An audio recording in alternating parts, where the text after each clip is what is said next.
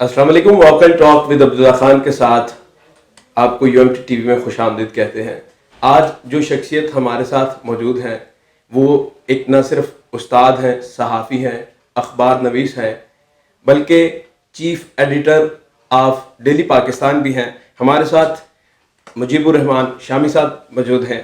آپ کا سر بہت شکریہ کہ آپ نے UMT TV کو ٹائم دیا. آپ کا بھی شکریہ. Thank you sir. ماشاءاللہ آپ کا ایک سند کے طور پر نام لیا جاتا ہے خبر کی دنیا میں کہ مجیب الرحمان شامی صاحب نے اگر یہ بات کہی تو یہ 100% درست ہے اور اتھینٹک ہے. سر مجھے یہ بتائیے گا، ایک اتنا بڑا نام کمانے کے لیے، ایک نام اس جگہ پر پہنچنے کے لیے کتنی محنت درکار ہے، اور آپ نے کہاں سے اسٹڈی شروع کی اور پھر کیا کیا سفر طے کیے اور آج ماشاءاللہ آپ اس جگہ پر موجود ہیں؟ دیکھیں، یہ تو ایک بڑی طویل کہانی ہے اور نصف صدی کا قصہ ہے، 2-4 برس کی بات نہیں. تو مجھے تو بچپن ہی سے اخبار نویس بننے کا شوق تھا، اور میں نے جب عملی دنیا میں قدم رکھا تو اسی پروفیشن کو ایڈاپٹ کیا اور پھر اسی کا ہو کے رہ گیا. اب دیکھیے، اس میں بہت سے عوامل ہوتے ہیں آگے بڑھنے کے لیے، لیکن میرا خیال اللہ تعالیٰ کا کرم جو ہے وہ ایک بنیادی اہمیت ہے اس کی. اس کے ساتھ پھر یہ ہے کہ محنت کے ساتھ کام کیا جائے، دیانت کے ساتھ کام کیا جائے. اگر آپ اخبار نویس ہیں تو آپ اپنی رائے جو ہے وہ تعصب کی بنیاد پر، اناد کی بنیاد پر، تنگ نظری کی بنیاد پر قائم نہ کریں. اگر آپ کسی چیز کو رپورٹ کر رہے ہیں تو اس میں مبالغہ نہ کریں، جھوٹ نہ کریں. اور اگر آپ اپنا نقطہ نظر بیان کر رہے ہیں تو اس میں آپ دلیل سے بات کریں، کیونکہ ہمارا جو میڈیا ہے یا ہماری جو صحافت ہے اس کے بھی تو کئی پہلو ہیں نا، اور کئی زاویے ہیں چیزوں کو دیکھنے کے. جو صنف ہے اس کے تقاضے الگ الگ ہیں. صحیح. لیکن بنیادی بات یہ ہے کہ آپ محنت کریں، آپ دیانت سے کام لیں. جب کسی موضوع پر لکھیں یا کسی موضوع پر بولیں تو اس کے بارے میں معلومات حاصل کر لیں، اچھی طرح پڑھ لیں، اچھی طرح اس کو کھنگال لیں، پھر اس کے بعد رائے قائم کریں. یعنی اگر آپ کے پاس وہ مٹیریل ہی موجود نہیں ہوگا اور وہ آپ کیسے اظہار رائے کریں گے؟ چیزوں کو جانے بغیر ان کے بارے میں کیسے بولیں گے، کیسے لکھیں گے؟ تو یہ ایک بنیادی شرط ہے. اور جو میڈیا کے جتنے بھی نوجوان ہیں ان کو پڑھنے کی عادت ڈالنی چاہیے اور سوچنے کی عادت ڈالنی چاہیے.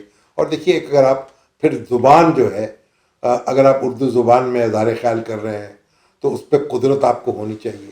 پھر انگریزی زبان جو ہے اس میں آپ چاہے لکھیں اردو میں، لیکن انگریزی پڑھنے کی عادت ہونی چاہیے، اس پہ گرپ ہونی چاہیے تاکہ آپ سمجھ سکیں. تو آپ کو پڑھنا ہے اور سوچنا ہے اور پھر کوئی اظہار خیال کرنا ہے. اچھا سر، آج ہم بات کریں گے سوسائٹی کے اوپر، معاشرے کے اوپر، لیکن اس سے پہلے میں چاہوں گا، کیونکہ ایک سیریس نوٹ پر گفتگو ہوگی، میں چاہوں گا پہلے تھوڑا سا آپ کے بارے میں پرسنل انفارمیشن جو اسٹوڈنٹس کو عموماً ایک نہیں پتہ ہوتا، عموماً لوگوں کو نہیں پتہ ہوتا، کیونکہ تجزیہ تو آپ کا سنتے رہتے ہیں ہم، لیکن جو آپ جس طرح گھر کے اندر ایک لائف گزارتے ہیں، اپنے دوستوں میں مل بیٹھتے ہیں، اس حوالے سے میں بات کرنا چاہوں گا کہ کس طرح کے آپ کے دوست ہیں جن کے ساتھ آپ اٹھتے بیٹھتے ہیں اور کس طرح کی باتیں ہوتی ہیں. پھر آپ گھر میں کس طرح کا ایک رویہ ہوتا ہے، ایک سنجیدہ رہتا ہے یا پھر شگل مزاج بھی آپ کرتے ہیں؟ اس حوالے سے تھوڑا سا بتائیے گا مجھے. دیکھیے، یہ تو دوسرے بتا سکتے ہیں نا، لیکن دیکھیں، مجھے جب میں لڑکپن میں تھا تو مجھے اپنے سے بڑی عمر کے لوگوں میں بیٹھنے کا شوق تھا تاکہ میں ان سے کچھ سیکھ سکوں.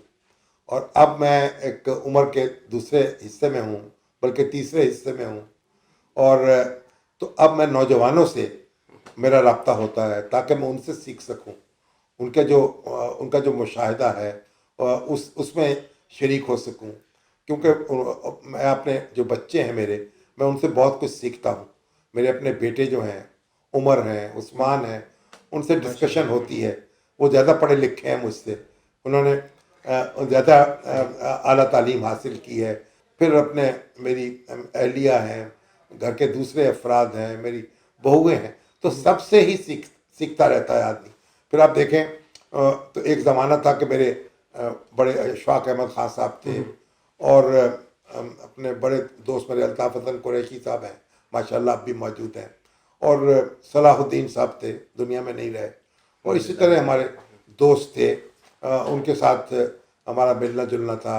नसीम हिजाजी साहब थे, तो और फिर नईम सदीकी साहब थे। सही। तो एक ज़माना मैं तो कहूँ मौलाना सैयद अबुल आला मौदूदी जो हैं, उनसे भी हम न्याज हासिल करते थे, उनसे भी मिलते थे। और अब जो नौजवान जो हैं, तो अपने बच्चे जो हैं उनके साथ साथ अब कामरान शाहिद हैं, उनसे मेरी बड़ी दोस्ती है, अजमल जामी है, हबीब अकरम है, तो इनसे बड़ी दोस्ती है, बड़ी बहस होती है, तो समझने का मौका मिलता है। तो ये देखिए, आपको यानी आपको ये नहीं नौजवानों को आप ये ना समझें कि उनको क्या पता है, उनको बहुत कुछ पता है, और वो आपसे ज़्यादा चीज़ों को देखने की सलाहियत रखते हैं। तो उनसे भी आपको इक्तसाब फैज़ करना चाहिए। और ये देखें, आप जहाँ से भी, इसमें मुझे कोई आर नहीं है, मैं बाज़ औक़ात बहुत मेरे जो रफ़क़ा कार हैं और उनसे मैं बहुत सीखता हूँ। वो ऐसी बातों की निशानदेही करते हैं। हमारे एडिटर इसार राना साहब हैं, वो ऐसे फ़िक्रे की नशस्त से बर्खास्त होती है। फिर हसन निसार साहब, दूसरे हम असर भी हैं, हफीजुल्लाह नियाज़ी साहब हैं, और जावेद हाशमी साहब, तो बहुत से लोग हैं। अभी आप देखिए मीर अपने आपके इब्राहिम साहब हैं, उनसे भी सीखते हैं, इब्राहिम मुराद से, तो बहुत तेज़ नज़र है उनकी। तो ये सीखने का जो अमल है ये जारी रहता है, और अक्ल जो है वो उम्र के साथ वाबस्ता नहीं होती। सर मुझे ये बताइएगा कि जब कभी घर में जाते हैं आप, तो सारे एकदम चुप तो नहीं हो जाते, वो सारे आ गए हैं? एक ज़माने में होता था, जब हम अच्छा। बच्चे थे, तो हम अपने जो हमारे वालिद थे, उनका एक बहुत रोब था, और ज़ाहिर है कि उनकी मौजूदगी जो है उसके माहौल बदल जाता था घर का। सही। लेकिन फिर अब जो अब एक कुछ तकाज़े बदले हैं, तो अब तो एक दोस्ती का माहौल होता है। और मेरे जो बेटे हैं और मेरी बेटी जो है, उनसे वो मुझसे हर बार डिस्कस कर लेते हैं अपनी, इतनी क्लोज बॉन्डिंग हो इतनी चुकी है। क्लोजनेस होती है वो। क्योंकि देखिए, जब तक आप एक ये दोस्ती का मामला है ना, क्योंकि अगर आप एतमाद नहीं करेंगे तो फिर आपको मशवरा कैसे मिलेगा? तो बहुत सी ऐसी बातें जो वो दूसरों के साथ शेयर नहीं करते, वो मेरे साथ शेयर कर लेते हैं। सर आज हम सोसाइटी पर बात करना चाह रहे थे। मैं यही एक बड़ा वैलिड पॉइंट आपने बताया कि औलाद दोस्त बन जाती है। अमूमन हम गलती कर बैठते हैं इस जगह पे आके कि किस टाइम पर हमने दोस्त बनाना है और किस टाइम पर हमने उनको समझाना है कि भाई अभी आप उनको नसीहत करनी है, एक स्ट्रॉन्ग नसीहत जिसमें सख्ती भी की जाती है। इस जगह पर आके फिर सोसाइटी के अंदर थोड़े से अप्स एंड डाउन चलते हैं। सर मुझे ये बताइएगा कि हम बहैसियत कौम उभर रहे हैं या एक ग्रोह उभर रहे हैं जिसके अंदर एक इंतशार फैला हुआ है नफ्सा नफ्सी का? क्या वजह है कि हम एक यूनाइट नहीं हो रहे, इकट्ठे नहीं हो रहे, मुत्तहिद नहीं हो रहे एक पॉइंट पर? देखिए, पहली बात तो ये है कि आप जो भी हैं और जहाँ भी हैं और जो भी कर रहे हैं और जो भी पढ़ रहे हैं, आपको कोई मकसद होना चाहिए। देखिए, माँ बाप फैसला करते हैं कि ये मेरा बेटा डॉक्टर बनेगा या इंजीनियर बनेगा या वकील बनेगा, तो या उस्ताद बनेगा, और ये फैसला वो उस वक्त करते हैं जब बच्चा जो है 5-7 साल की उम्र का होता है। सही। उसको वो उस तरीके से फिर पढ़ाना शुरू करते हैं। अगर आपने डॉक्टर बनना है तो फिर आपको पहले मैट्रिक में साइंस होनी चाहिए, इंजीनियर बनना है तो उस वक्त उसके मदामिन पढ़ने चाहिए, फिर आपको एफएससी करनी चाहिए, फिर उसको आगे पढ़ना चाहिए। तो गोया आप ऐसा नहीं होता कि आप एक दिन में फैसला करें कि मुझे ये बनना है और अगले दिन आप वो बन जाए। एक लंबी एक प्लानिंग उसके पीछे होती है। तो वालिदैन जो हैं बुनियादी तौर पर तो वो अपने बच्चों के लिए प्लान करते हैं, और फिर बच्चे जो हैं वो आमतौर पर उसके साथ चलते हैं, या अगर वो तब्दीली करना चाहें तो एक ख़ास सतह पे जाके उसमें तब्दीली भी कर लेते हैं। तो आपको अपने मकसद के साथ जुड़ जाना चाहिए। अगर आप मकसद के साथ नहीं जुड़ेंगे, यानी आप तालिब इल्म हैं, तो आप तालिब इल्म, आपकी बुनियादी हैसियत वो है, बाकी जो है वो बाकी उसकी चीज़ें सानवी हैं। आपने खाना क्या है, आपने पहनना क्या है, आपने जाना कहाँ है, आपने दोस्त कौन से, ये सारी चीज़ें उसके ताबे होंगी। अगर आप बनना चाहते हैं इंजीनियर या डॉक्टर या वकील और मेहनत करनी पड़ रही है आपको, اور دوست آپ کے وہ ہیں جو مریض ہیں سارے یا کلائنٹ ہیں سارے, تو پھر بات تو نہیں بنے گی نا. پھر آپ کو دیکھیے جب کسی آدمی, اب نوجوان ہے, اب محبت ہوتی ہے کسی سے تو ساری چیزیں محبت کے تابع ہو جاتی ہیں. جی جی. وہ جو محبت کرنے والا ہے وہ کیا چیز پسند کر رہا ہے, کیا رنگ پسند ہے اس کو, کیا کھانے کی چیز پسند ہے. محبت کی بات ہوئی تھی, میں آپ سے پوچھنا چاہوں گا کہ آپ کو پہلی محبت کب ہوئی اور کتنی دفعہ ہوئی, تو کیا رزلٹ کیا نکلا؟ دیکھیے مجھے تو پہلی اور آخری محبت مجھے اپنی اہلیہ ہی سے ہوئی. اچھا. اور شادی کے بعد شروع ہوئی. یعنی میں تو اس کا قائل ہوں, مجھے کسی نے پوچھا تھا کہ آپ شادی سے پہلے محبت کے قائل ہیں یا شادی کے بعد. میں نے کہا میں شادی کا قائل ہوں, محبت اس سے پہلے بھی ہو سکتی ہے, محبت اس سے بعد بھی ہو سکتی ہے. تو میں ان لوگوں میں سے ہوں جس کی محبت جو ہے وہ شادی کے بعد شروع ہوئی. لیکن محبت صرف یہی تو نہیں ہوتی نا کہ آپ نے کسی خاتون سے محبت کرنی ہے. آپ اپنے ملک سے محبت کرتے ہیں, اپنے عقیدے سے محبت کرتے ہیں, اپنے آدرش جو ہیں ان سے محبت کرتے ہیں اور اس کے تابع چلتے ہیں. پھر زندگی جو ہے تو محبت کرنے کے تو بہت پیرائے ہیں اور بڑے پیمانے ہیں. اس کو آپ محدود نہ کریں. تو آپ اس کو محبت جو ہے کوئی محدود چیز نہیں ہے, اس کو لامحدود رہنے دیں. صحیح. سر دیکھیں, محبت کی بات ہوئی جس میں مرد اور عورت کی بھی بات ہوئی, ایک فیملی سسٹم کی, ایک نسل کی بات ہوئی. مجھے بتائیں سر کہ مرد اور عورت ایک فیملی کے, ایک معاشرے کے دو بنیادی عناصر ہیں, لیکن ابھی دیکھا جائے کہ پاکستان کی سوسائٹی کے اندر ان کے اندر ایک بڑا ڈیفرنس کریٹ ہوتا جا رہا ہے. ایک دوسرے سے نفرت ہوتی جا رہی ہے, ایک یہاں اظہار کیا جا رہا ہے, کس کے تھرو کیا جا رہا ہے, کون اس کے اندر ایلیمنٹ پٹ کر رہا ہے. اس حوالے سے کیا کہنا چاہیں گے کہ یہ کیا وجہ ہے؟ دیکھیے کئی چیزیں ایسی ہیں جو جہالت کی پیداوار ہے, جی. غربت کی پیداوار ہے. کئی چیزیں ایسی ہیں جو نفسیاتی جو مریض ہیں وہ ان کے اقدامات کے نتیجے میں پیدا ہوتی ہیں. کئی ایسی ہیں جو کرمنلز جو ہیں ان کی وارداتوں کے نتیجے میں پیدا ہوتی ہیں. تو ہمیں اگر کسی کرمنل نے کوئی واردات کی ہے تو ہمیں اس کو اصول نہیں بنا لینا چاہیے. معاشرہ جو ہے حجت نہیں بن رہے, وہ حجت نہیں بن رہی. معاشرہ کرمنلز کی ایکٹیویٹی کا نام نہیں ہے. ہمیں تو اب دیکھنا چاہیے. دیکھیں جہاں جہاں ہم دیکھتے ہیں علم کی شمع پہنچی ہے, جہاں جہاں یعنی سوچ بچار ہے, جہاں جہاں غربت کے اندھیرے جو ہیں کم ہوئے ہیں, اور وہاں وہاں شعور نے زیادہ جنم لیا ہے, تو ماحول بالکل بدل گیا. ہم نے اپنے گھروں میں دیکھتے ہیں, نسل در نسل ہم دیکھتے چلے آ رہے ہیں کہ ہمارے اپنے گھر میں ہماری اپنی والدہ کی بڑی اہمیت تھی, بنیادی فیصلے وہ کرتی تھی. اب ہمارے اپنے گھر میں ہماری اہلیہ کی بڑی اہمیت ہے. یہ واقعی میں ایسا ہے؟ ایسا ہی ہے. اچھا. اور اسی طریقے سے بیٹی ہے, جب بیٹی میری ایک بیٹی ہے, لیکن وہ جب بیٹی جو تھی وہ سارے گھر میں وی آئی پی وہ تھی, سب سے زیادہ حسن سلوک اس سے ہوتا تھا. دیکھیے یہ ہم جس معاشرے میں رہ رہے ہیں یا ہم نے جہاں آنکھ کھولی ہے وہاں ہم نے اس طرح کا تناؤ نہیں دیکھا. یہ جو تناؤ ہے نا, دیکھیں عورت اور مرد جو ہیں وہ ایک دوسرے کے مقابل نہیں ہیں, ایک دوسرے کو مکمل کرتے ہیں, بے شک ایک دوسرے کی تکمیل کرتے ہیں. تو یہ بات ہمیں سمجھنی چاہیے. اگر ہم ان کو ٹریڈ یونین بنا دیں گے عورتوں کی یا مردوں کی تو بات نہیں چلے گی. ہاں جہاں تجاوز ہو رہا ہے عورتوں کو ان کے حقوق ملنے چاہیے, ان کو حصہ ملنا چاہیے, ان کے جہیز کی لعنت سے نجات ہونی چاہیے, ان کو اپنی وراثت میں حصہ ملنا چاہیے, ان کو کام کرنے کی آزادی ہونی چاہیے. درست ہے, اس کے لیے قانون سازی کی ضرورت ہے. یہ شرمناک بات ہے کہ آج بھی ہمارے ملک میں جہیز مانگا جاتا ہے, اور یہ بھی شرم کی بات ہے آج بھی وراثت میں حصہ نہیں دیا جاتا عورتوں کو. تو یہ باتیں ساری ہمیں ختم کرنی ہیں. لیکن ہم ایک دوسرے سے لڑ کر, ایک دوسرے سے الجھ کر انہیں ختم نہیں کر سکتے. سر صحافی کے بارے میں کہا جاتا ہے سوسائٹی کی آنکھ اور کان ہوتے ہیں, سوسائٹی کی نوک پلک دیکھتے رہتے ہیں کہ کہاں پر اس کو ضرورت ہے اصلاح کی, کہاں پر اس کو شاباش کی ضرورت ہے. مجھے یہ بتائیے گا, ابھی اسٹوڈنٹس جو ہیں, جو طالب علم ہیں, جہاں تک میں نے اسٹوڈنٹ سے انٹریکشن کرتا ہوں, ملتا ہوں, اسٹوڈنٹس میں تھوڑا سا کانفیڈنس لو ہوتا جا رہا ہے دن بہ دن. وہ زیادہ لک کے اوپر ایک انحصار کر رہے ہیں, نہ کہ محنت کے اوپر کر رہے ہیں. آپ ماشاءاللہ جب تھے جوان بالکل, اس ٹائم آپ کتابیں پڑھنا, محنت کرنا, ہاتھ سے محنت کرنا, اس پر زیادہ انحصار تھا نہ کہ لک پر.